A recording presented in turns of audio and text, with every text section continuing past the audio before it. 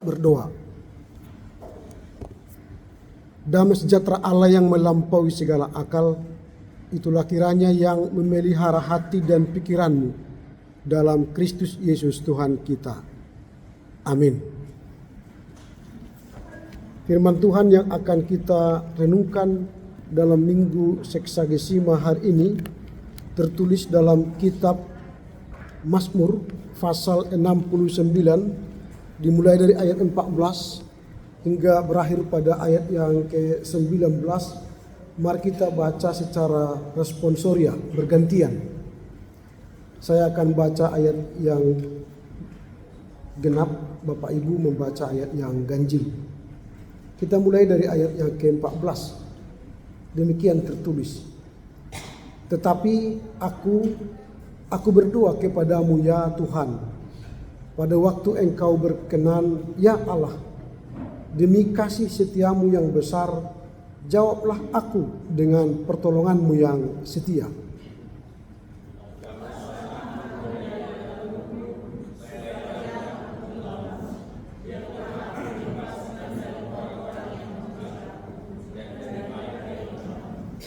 Janganlah gelombang air menghanyutkan aku, atau tubir menelan aku, atau sumur menutup mulutnya di atasku.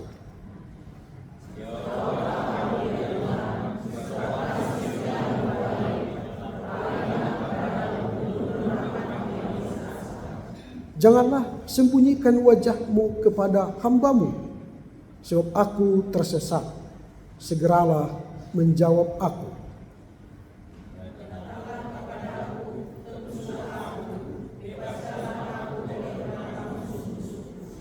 Demikianlah firman Tuhan. Selamat pagi bagi kita semua. Senang berjumpa dalam ibadah Seksagesima hari ini di GBKP Tiban. Atas perkenan Tuhan melalui hambanya dan majelis, kami diberi kesempatan untuk menyampaikan kabar baik di GBKP Tiban ini. Kita telah memasuki Minggu Seksagesima yang artinya 60 hari sebelum masa sengsara Yesus. Kita telah meninggalkan Minggu Epifani, lalu kita masuk Minggu Septuagesima kemarin, itu berbicara soal anugerah Allah. Lalu kita masuk Minggu Seksagesima, ini berbicara soal pengorbanan, mulai masuk masa penderitaan. Itu sebabnya tema kita hari ini, lepaskanlah aku dari kesusahan. Pemazmur berbicara bagaimana dia mengalami kesusahan. Dia jujur terhadap apa yang dia alami, realita yang mereka terima, dia jalani, dia hidupi. Sehingga dari realita itulah dia berdoa, meminta, menolong pertolongan kepada Tuhan. Saya tadi tertarik dengan apa yang disampaikan oleh Bapak Bendahara Rungkun. Itu menunjukkan fakta, realita yang kita hadapi di GBKP Tiban ini. Sehingga dari realita itulah kita berseru memanggil Tuhan untuk menolong kita. Tadi sudah dijelaskan bagaimana ritme keuangan kita. Kalau Januari, Februari masih aman. Tapi Maret, April, Mei makin mengalami keterpurukan, seolah-olah kita tenggelam, masuk ke dalam situasi sulit. Tetapi pada bulan Agustus dia naik lagi. Itu berarti ada realita yang mau kita hadapi supaya itu tidak terulang lagi. Maka pemazmur berkata, lepaskanlah aku dari kesusahan ini menjadi sebuah realita. Pemazmur tidak mau berbohong, tidak mau berpura-pura kuat, berpura-pura hebat, tetapi dia menunjukkan realitas. Dia berada dalam lumpur, berada dalam air yang menenggelamkan dirinya. Ini yang menarik dari tema ini. Lalu diperhadapkan dengan realita yang kita hadapi. Mungkin pribadi, keluarga, kita pun bisa saja masuk dalam lumpur dan air yang hampir menenggelamkan kita, lalu seolah-olah tidak ada pertolongan, dan kita melihat Tuhan tidak ada hadir, lalu kita berkata, di mana Engkau Tuhan? Maka dari tema ini kita akan belajar beberapa hal, sehingga kita mampu memasuki minggu seksagesima, minggu di mana kita mulai merasakan bagaimana minggu-minggu sengsara Yesus untuk membebaskan, menyelamatkan kita, umat manusia yang berdosa. Yang pertama kita lihat dari teks ini adalah realitas penderitaan, lumpur yang dalam. Kalau kita baca ayat 15 sampai 16, kita melihat bahwa pemazmur berada dalam lumpur yang dalam. Situasi yang menurut dia hidup yang terpuruk. Kita bisa saja mengatakan kami berada di titik nol. Inilah penderitaan yang terdalam dalam kehidupan kami. Biasanya orang kita yang percaya titik terdalam itu yang paling menderita ialah kematian. Jika kita berpisah dengan orang yang kita kasihi, entah ke bapak, entah ke anak, istri, atau keluarga, itulah penderitaan yang paling dalam. Lalu ada lagi penderitaan-penderitaan lain, tapi yang terdalam kematian. Mengapa? Karena kalau kita kehilangan, bisa kita cari. Kalau kita gagal, bisa berusaha, berhasil. Tapi kehilangan, kematian tidak bisa mengembalikan. Entah kita tangis berbulan-bulan, tidak bisa mengembalikan yang meninggal itu. Maka dia tingkat yang terdalam. Nah, di sini termasuk mengatakan dia berada dalam lumpur. Itu berada dalam Sheol. Ruang titik di mana dia sudah tidak bisa lagi punya harapan hidup bangkit. Dan dia merasakan bahwa dirinya berada dalam kritis. Kalau di rumah sakit itu kayak di ICU, kritis. Sudah koma, tidak bisa lagi bereaksi. Orang mengatakan belum bagaimana, belum ada respon. Berarti dia berada dalam lumpur yang paling dalam. Inilah yang disampaikan oleh pemazmur, realita. Yang kedua, ada paradoks waktu. Kalau kita baca ayat yang ke-14, saya baca dari terjemahan baru 2, dikatakan begini di dalam ayat 14, tetapi aku berdoa kepadamu ya Tuhan, pada waktu engkau berkenan ya Allah. Dia mengatakan di ayat itu bahwa dia berada dalam lumpur, ayat 15-16, tetapi pada waktu yang bersamaan dia berkata berkenan. Ini paradoks waktu. Kalau kita mengatakan aku berkenan kepadamu, berarti tidak ada penderitaan, tidak berada dalam lumpur. Tetapi dia mengatakan aku berada dalam lumpur yang terdalam, tetapi engkau berkenan, waktu engkau berkenan kepadaku. Nah, secara teologis waktu berkenan ini adalah kritik terhadap sikap manusia yang sabar tetapi tidak bertindak. Dia bersabar tetapi imannya pasif. Kalau kita berada dalam lumpur yang terdalam, penderitaan yang terdalam, berada dalam situasi kritis, kita harus punya iman yang aktif. Supaya jangan hanya berada menerima, pasrah menerima, tanpa berbuat apa-apa. Jadi orang percaya itu tidak disuruh untuk pasif, tapi orang percaya harus berusaha. Dia berkata, Tuhan selamatkanlah aku. Atau dalam bahasa terjemahan baru 2, tebuslah aku. Dia berseru, tetapi aku ya Tuhan berdoa kepadamu. Ini yang saya katakan tadi, waktu paradoks.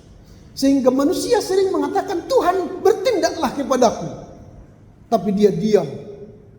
Atau dia menggurui Tuhan dalam setiap persoalan hidupnya, tapi dia diam. Orang Kristen tidak seperti itu. Ketika kita dalam lumpur yang terdalam, kita berseru kepadanya, maka kita pun harus bertindak. Maka Tuhan berkenan kepada kita. Sambil contoh, ketika kita berdoa, Tuhan berikanlah kami makanan kami yang secukupnya.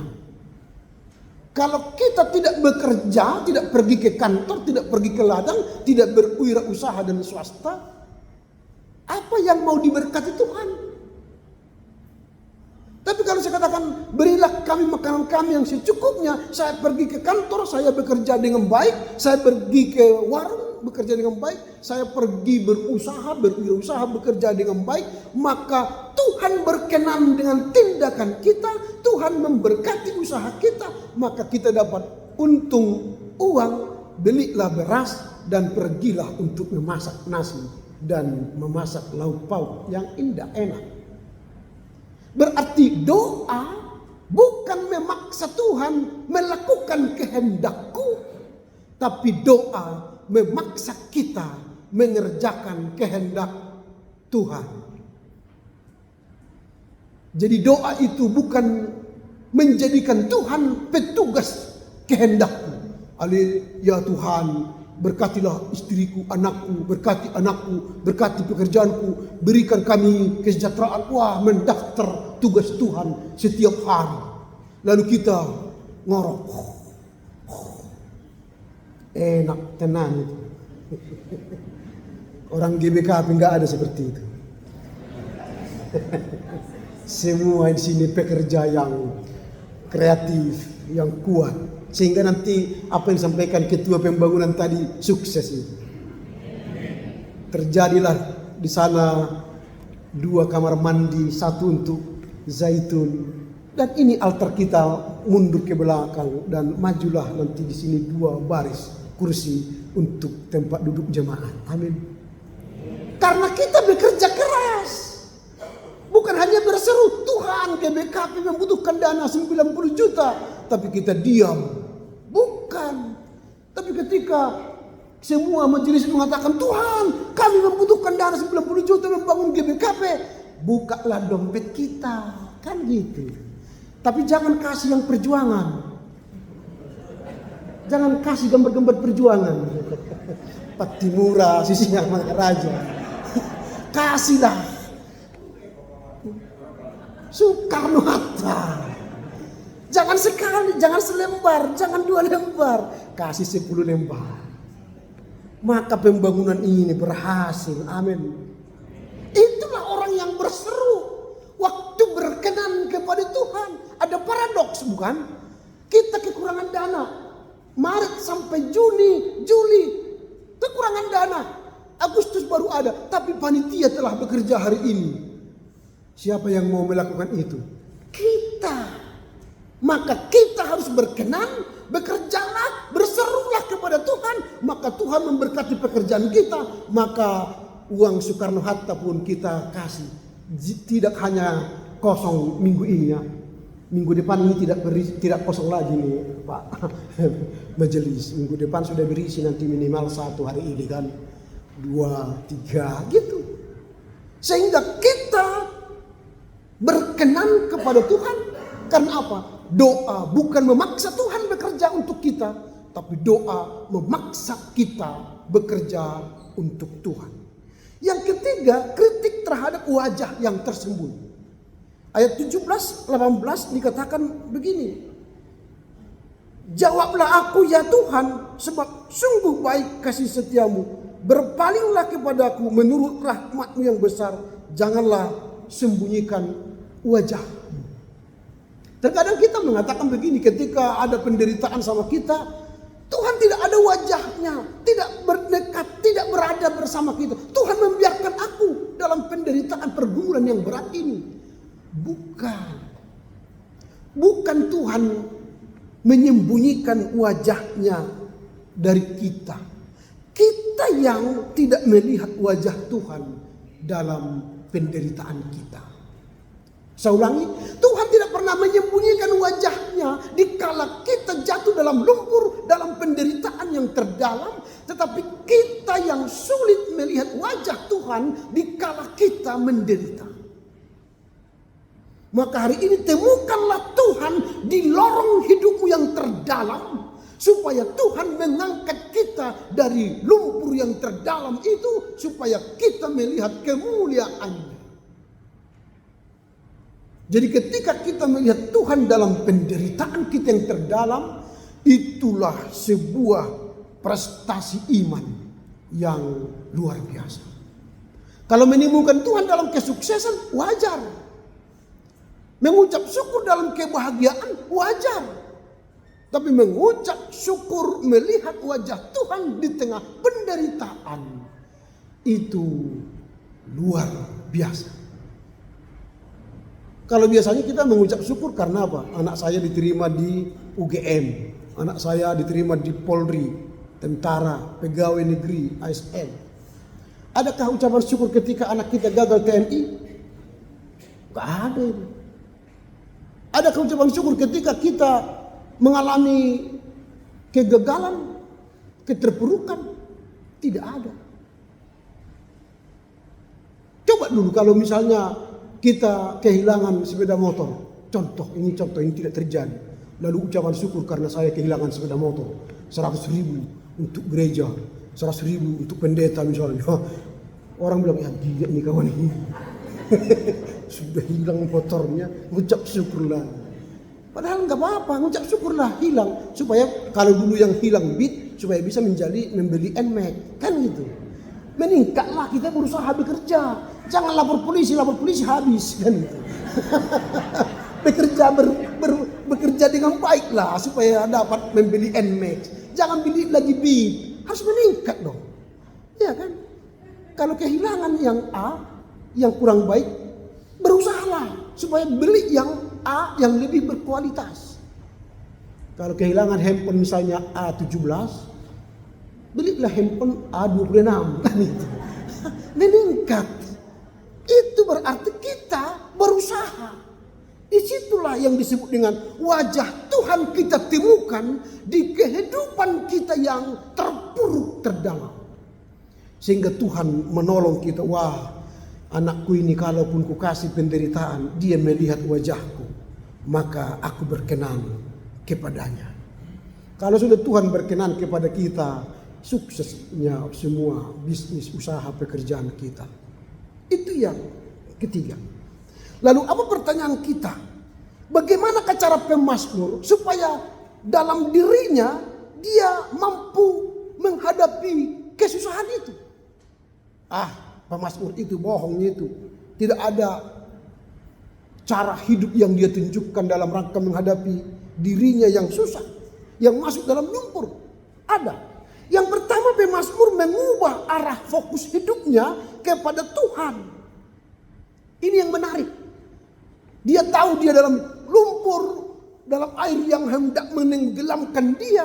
Dia tahu ada pergumulan, tapi dia ubah fokus hidupnya bukan pada penderitaan, bukan pada lumpur, bukan pada air yang menggenang, tapi dia fokus pada Tuhan.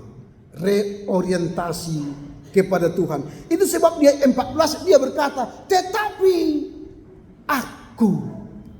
Kalau kita baca ayat 1 sampai 13, itu bicara soal musuh, sumber rasa malu, ketakutan. Di hadapan dia ada musuh yang besar. Rasa malu yang besar karena dia melakukan perzinahan. Dia tidak bisa mengangkat muka di hadapan umat. Tapi sekarang dia mengubah fokus hidupnya. Tidak lagi dikuasai lumpur, penderitaan, rasa malu. Tapi dia fokus pada Tuhan. Ada reorientasi hidup kepada Tuhan. Itulah cara dia mengatasi hidup yang mengalami penderitaan. Kita pun harus begitu. Jangan fokus pada masalah kita. Masalah suami, istri, anak, pekerjaan, ekonomi kita. Tapi fokuslah kepada Tuhan yang mempunyai sumber kekuatan dan berkat. Jangan besarkan masalahmu, karena Allah lah yang maha besar. Kecilkanlah masalahmu, karena ada Tuhan yang maha besar menguatkan kita menyelesaikan masalah demi masalah. Jadi fokuslah sama Tuhan. Itu yang pertama yang dikerjakan oleh pemazmur. Yang kedua, pemazmur memanfaatkan karakter Allah sebagai daya tawar. Jadi dia tidak mengatakan, mengapa engkau menyembunyikan wajahmu Tuhan. Tidak lagi fokus kepada sana. Tapi dia mengingat apa karakter Allah. Sehingga karakter Allah itulah daya tawar untuk menguatkan dia keluar dari lumpur itu. Dia melihat bahwa Allah memiliki kasih setia. Allah memiliki keadilan. Allah memiliki rahmat ilahi. Maka dia berkata, ya Tuhan, karena engkau memiliki belas kasihan, rahmat ilahi dan keadilanmu, nyatakanlah itu kepadaku. Sehingga dia melihat rahmat Tuhan di keterpurukan yang terdalam. Dia melihat belas kasihan Allah di tengah penderitaan yang terdalam. Sehingga dia tidak menjadi manusia yang mengeluh. Tetapi dia manusia yang kokoh dan kuat menghadapi penderitaan. Itu yang harus kita lakukan dalam minggu sengsara ini. Yang ketiga, bagaimana cara pemazmur menghadapi lumpur penderitaan itu. Pemazmur menyuarakan kondisi dengan kejujuran yang radikal. Jadi dia tidak mau bertopeng, berpura-pura kuat. Tapi dia jujur dalam dirinya, menyatakan apa adanya hidupnya di hadapan Tuhan. Kita pun harus begitu. Kalau ada persoalan ekonomi kita, persoalan keluarga kita, persoalan anak kita, jujur saja di hadapan Tuhan. Tuhan tahu kelemahan kita. Lalu dia menguatkan kita melampaui persoalan. Daripada kita pura-pura kuat. Padahal kita rapuh, ringkih dalam kehidupan ini. Jadi kejujuran itu dibutuhkan.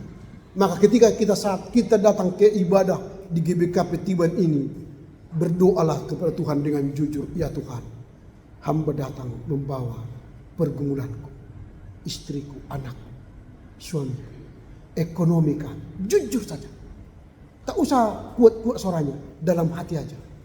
Tuhan dengar keluhanmu itu. Maka Tuhan akan mengembalikan kita ke dunia nyata kita dengan kekuatan firman yang kita dengar. Disitulah Tuhan datang dengan rahmat ilahinya menyokong kita. Kembalilah nak, aku akan menyertaimu, menguatkanmu, memberkati istri anakmu, pekerjaan. Itulah kebahagiaan besar. Di tengah lumpur itu kita tertawa. Karena apa? Ada kekuatan dari Tuhan yang menyertai kita di tengah derita yang kita alami. Itu yang menarik dari teks ini. Lalu yang keempat, bagaimana cara pemazmur? Dia meminta kehadiran Allah dalam diri, dalam persoalannya. Ya Tuhan, hadirlah di keringkihan saya ini. Ya Tuhan, hadirlah di kerapuhan saya ini. Sebagai suami, sebagai istri, sebagai anak, sebagai pendeta, sebagai pertua diaken, sebagai jemaat. Kami ringkih, kami rapuh. Hadirlah supaya tubuhku yang fana ini, tubuhku yang debu tanah ini, tubuhku yang mudah retak ini kuat menghadapi persoalan. Maka jangan doakan Tuhan lalukanlah persoalan ini dari hidup kami. Tapi doakanlah, Tuhan berikan aku punggung yang kuat menanggung beban ini. Supaya aku sampai di pelabuhan sorgawi. Jadi entah seberapa lama kita di dunia ini, tubuh ringkih ini kuat di jalan lumpur, di jalan fana dunia ini. Itu yang kita lihat, yang kita pelajari dari perasaan pemazmur. Karenanya apa yang hendak kita renungkan, kita bawa pulang dalam minggu seksagesima ini. Kita pulang nanti ke rumah, kita cerita dengan istri, anak, suami, tetangga, teman sekantor. Kami telah merayakan minggu seksagesima di GBKP Tiban. Maka apa yang kita kerjakan? Pertama, beranilah jujur di hadapan Allah. Bukalah topeng. Jadi jangan lagi datang ke hadapan Tuhan dengan topeng. Tapi bawalah kejujuranmu, kerapuhanmu di hadapan Tuhan. Karena dia tidak menerima manusia yang bertopeng, tapi dia menunggu manusia yang jujur di hadapannya. Supaya dia menguatkan kita menghadapi kerapuhan diri kita. Itu yang pertama. Yang kedua, kita harus mampu melawan arus nihilisme. Tuhan tidak ada dalam hidupku, aku sudah menderita. Tuhan tidak ada, aku mengalami pergumulan. Tuhan tidak ada. Lawanlah nihilisme itu dengan berkata, ya Tuhan, hadirlah dalam hidupku. Hadirlah dalam penderitaanku. Hadirlah dalam pergumulanku. Supaya aku lihat kasih setiamu, keadilanmu, dan rahmatmu yang setia. Itu yang kedua. Yang ketiga, mari berpijak pada karakter Tuhan. Jadi tidak berteodise, menyalahkan Tuhan, tapi salahkanlah diri kita, lalu lihatlah karakter Allah supaya kita punya kekuatan. Kalau aku diberi kesempatan menderita, berarti Allah yang setia akan menolong aku. Allah yang adil akan memberi keadilannya padaku. Allah yang rahmani akan menolong aku. Jadi karakter Allah itulah yang menjadi daya tawar kita keluar dari pergumulan kita, sehingga tidak ada Allah menyembunyikan wajahnya, tapi kita kurang jeli melihat wajah Allah di tengah pergumulan kita. Kiranya Tuhan kita temukan dalam kedalaman pergumulan kita, sehingga kita mampu keluar dari penderitaan kita dan kita berkata, lepaskanlah aku dari kesusahanku. Amin. Kita berdoa. Terpujilah Engkau Bapa. Firman-Mu hari ini menyapa kami, bahkan menegur kami, supaya di tengah pergumulan kami yang terdalam, lumpur air yang hampir menenggelamkan kami mampu berseru, Tuhan, lepaskanlah kami dari kesusahan ini. Kami mengingat karakter-Mu, kami mengingat kasih setiamu, rahmat-Mu yang ilahi. Itulah yang menguatkan kami. Bahkan kami memulai fokus hidup kami bukan lagi pada penderitaan, tapi pada Allah yang maha besar. Bahkan kami menemukan Allah, wajah Tuhan dalam kedalaman penderitaan kami. Sehingga kami bersuka cita, kendati masih berada dalam lumpur, tapi kami kuat melampaui setiap penderitaan itu. Mampukan kami untuk mengerti, memahami firman-Mu dan melakukannya dalam kehidupan kami sehari-hari. Amin. Jemaat